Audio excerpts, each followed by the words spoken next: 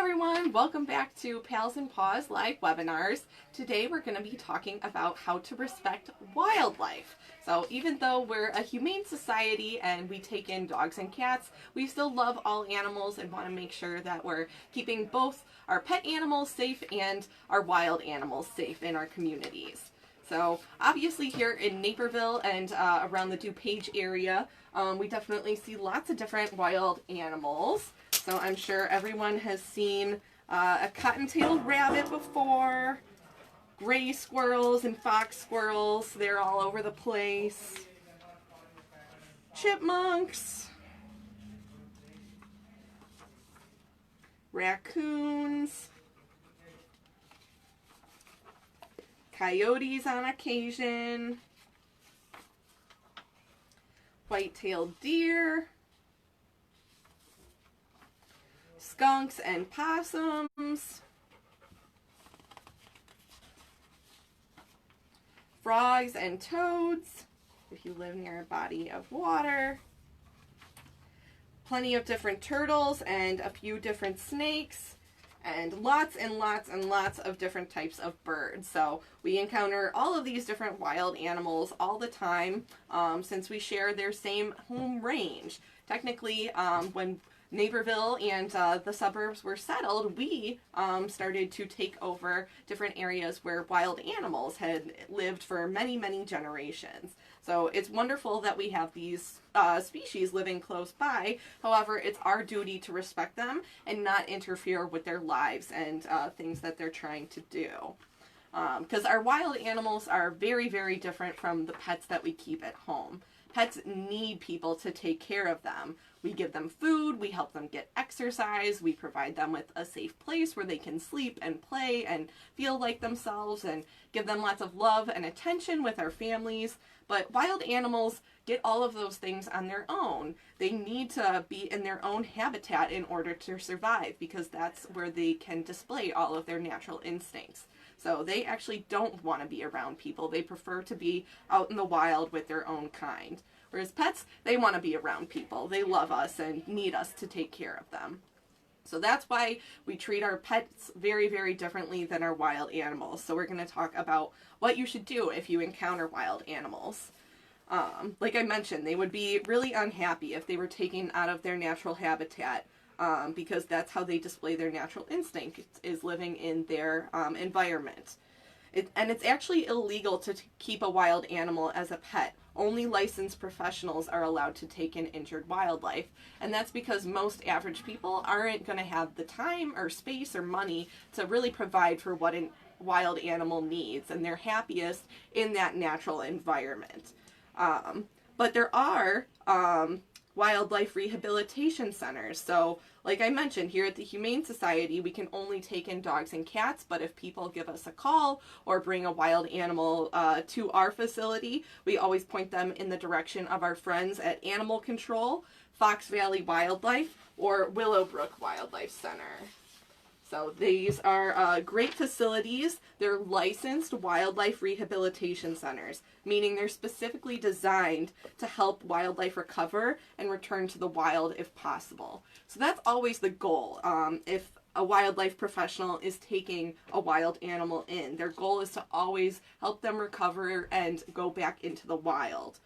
The only reason they would ever keep a wild animal is if it's injured and won't be able to recover. It's not safe to release them back into the wild because they would struggle to survive, and they would use that animal for educational purposes. So any healthy animal that they know will be able to survive on its own is always released back into the wild.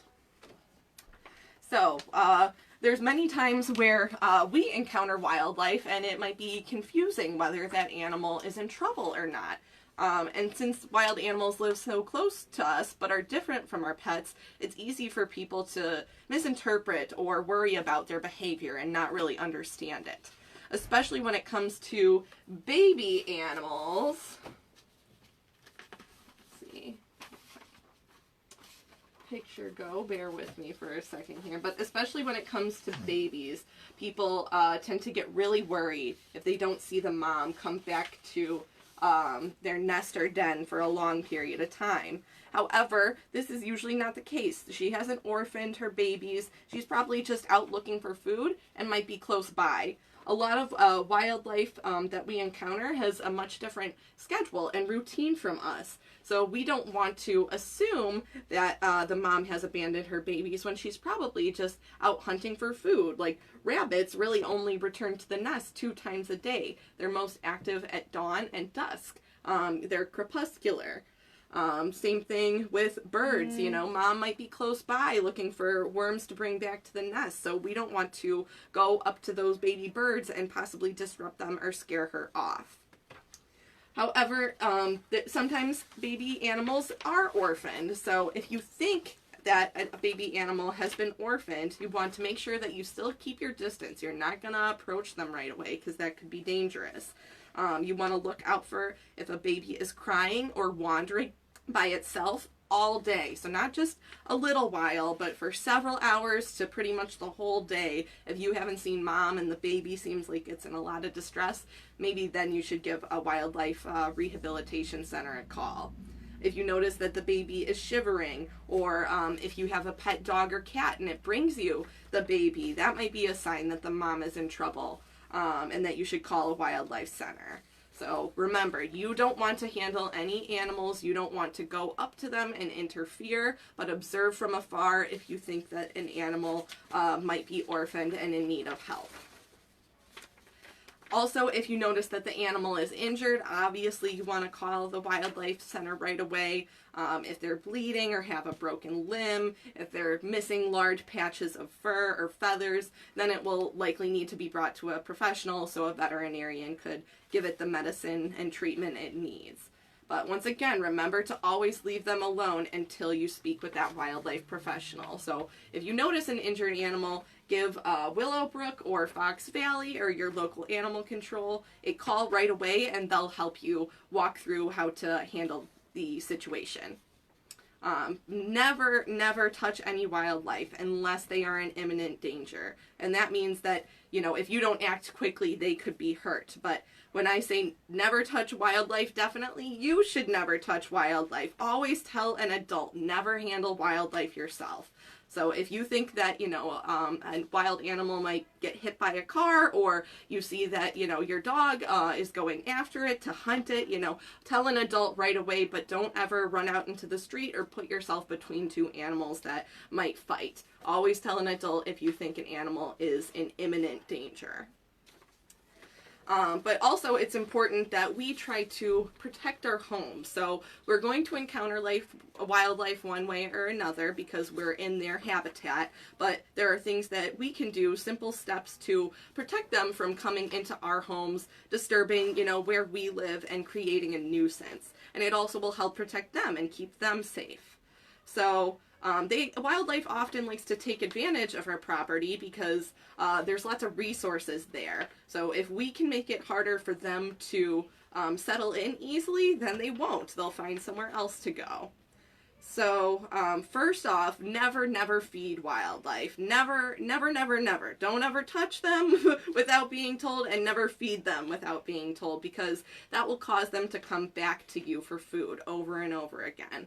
They will rely on you for their source of food.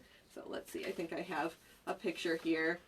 Yeah, never feed and never touch them, because they're going to continue to rely on people as a source of food, and that could hurt them in the long run. They're going to be less likely and less able to fend for themselves if they think that they can always get a meal from humans. So it's dangerous to the animal, and you also never know how a wild animal is going to act or what kind of diseases it might have. So it's never safe to handle wild animals for any reason, and never feed them. Like I said, that'll do more harm than good, even for the animal.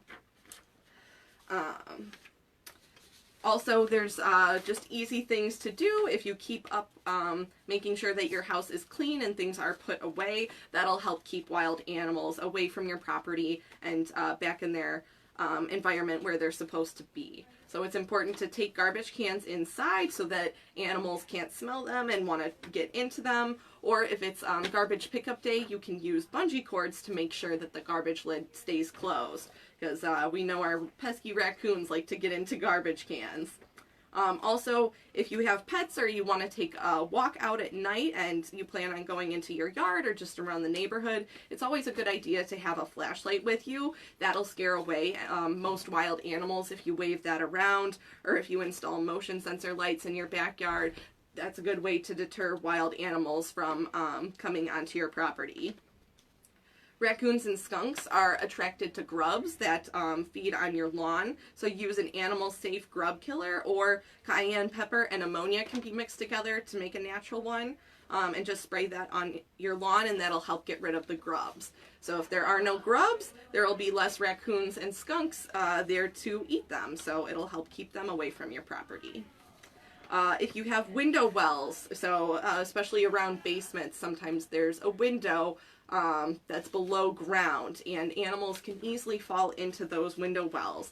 So simply get a 2x4 and you can just put that as a little ramp from the window well up back to the ground level. So if an animal were to fall in there, they can easily just climb up that 2x4 and go on their merry way.